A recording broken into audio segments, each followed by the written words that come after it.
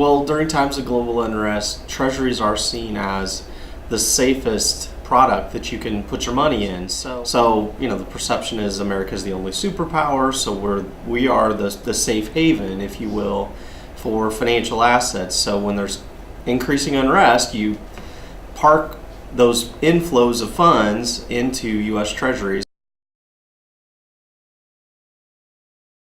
When the United States is involved, I think it's somewhat soothing to the markets because there's a track record there of successful coalitions, and that helps, I think, calm the markets. And then, of course, being the world's only superpower, if we're involved, it does have a calming impact on the globe. It's anticipated that because of all this global conflict that we have and uncertainty, there's somewhat weak economic conditions, particularly in Europe, that the long end of the treasury market will probably stay fairly fixed within the range that it's in now. So if the long end is fixed, that's all that's left really is when the Fed begins to raise those short-term rates, the short end will come up. It's an interesting time period that we're kind of entering into right now.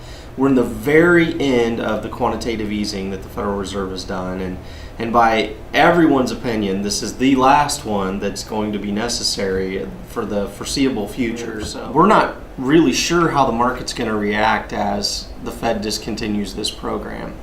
The reaction previously during the prior two quantitative easing programs was kind of counterintuitive. It didn't do what everyone thought. All the forecasts, the Fed funds futures markets, are saying that the yield curve will incrementally flatten. That opportunity to fix your rates is going to still be there, but much more so on the longer end as the yield curve flattens than on the short end. So the interest rate markets, overall are still at historical lows. So these are very, very good times to, be a borrower.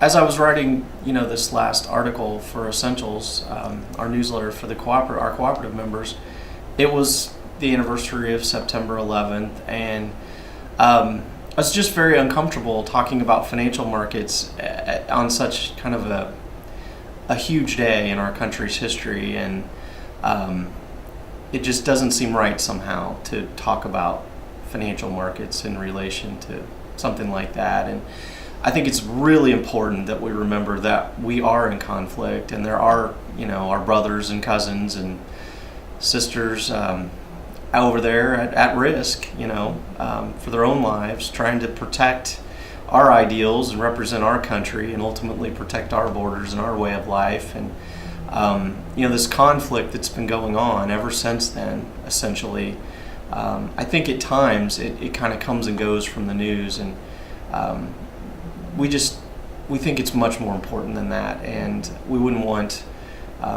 their sacrifices to go, unnoticed, or not have them in our thoughts and our hearts, at a time like this.